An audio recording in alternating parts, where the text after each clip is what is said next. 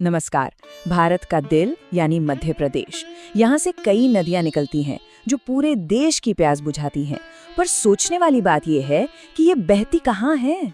कुछ पश्चिम की तरफ, कुछ उत्तर की तरफ और एक तो बिल्कुल अलग दक्षिण की तरफ भी चली जाती है।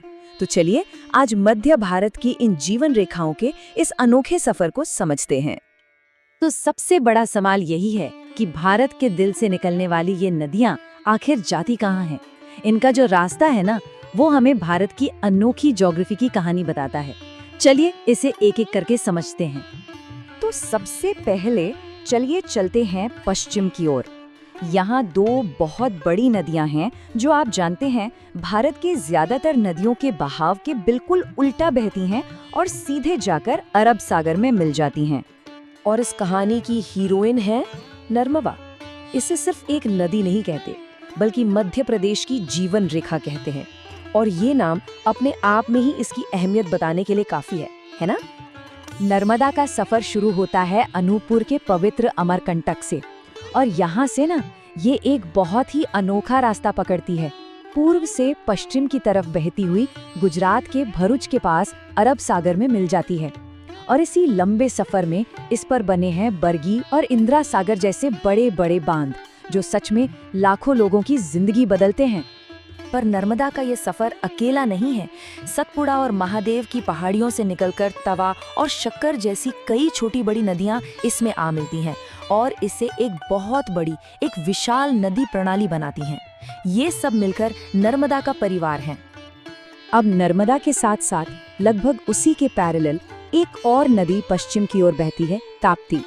इसे नर्मदा की जुड़वा भी कह सकते हैं। ये भी सतपुड़ा की पहाड़ियों से निकलती है और नर्मदा की ही तरह गुजरात में सूरत के पास अरब सागर से जा मिलती है। तो दिमाग में ये सवाल आता है कि ऐसा क्यों है? कुछ नदियां पश्चिम की ओर क्यों जाती हैं और बाकी उत्तर की ओर? इसका राज छिपा है जमीन की बनावट में।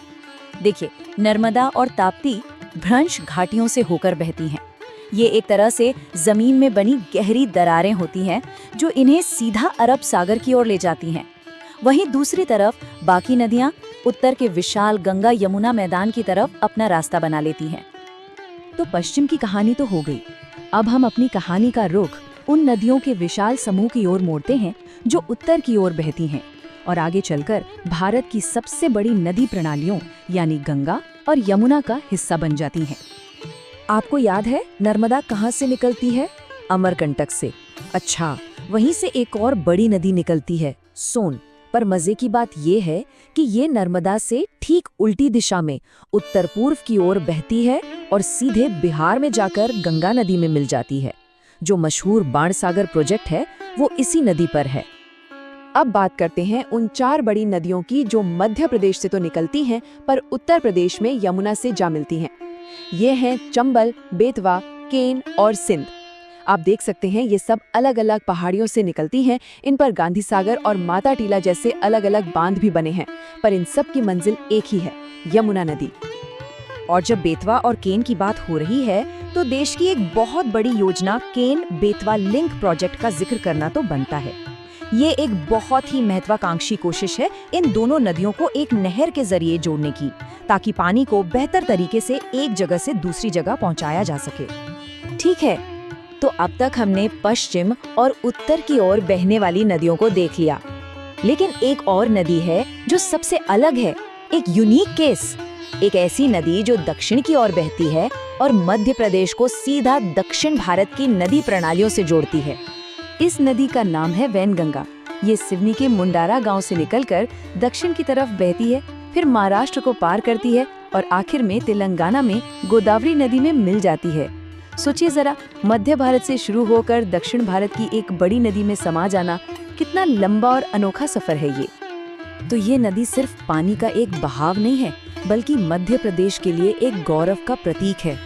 ये एक तरह से उत्तर और दक्षिण भारत के बीच एक कुदरती पुल की तरह है जो अलग अलग संस्कृतियों और इकोसिस्टम को आपस में जोड़ती है। अच्छा, इन बड़ी नदियों के अलावा यहाँ पर कई छोटी छोटी सहायक नदियाँ भी हैं जो मिलकर एक बहुत ही कॉम्प्लेक्स जाल बनाती हैं। और ये नदियाँ लोकल फार्मिंग और पानी की सप्लाई के लिए बहुत बहुत जरूरी हैं। जैसे चंबल को ही ले लीजिए, ये अकेले नहीं बहती, शिप्रा, काली सिंध और पार्वती जैसी नदियां इसमें आके मिलती हैं और इसे एक शक्तिशाली नदी बनाती हैं, जो मालवा के पठार के एक बहुत बड़े हिस्से को सींचती है। बिल्कुल इसी तरह बेतवा सिस्टम को कोलार, केरवा, जामिनी और धसान जैसी नदियां सपोर्ट करती हैं और इनमें से कोलार और केरवा तो राजधानी भोपाल को पानी सप्लाई करने में एक क्रूशियल रोल निभाती हैं। तो मतलब साफ है, हर छोटी बड़ी धारा, हर नदी और नाला इस राज्य के पूरे इकोसिस्टम का एक जरूरी हिस्सा है। ये सब मिलकर ही वो विशाल नेटवर्क बनाते हैं जिस पर हमारी जिंदगी निर्भर है।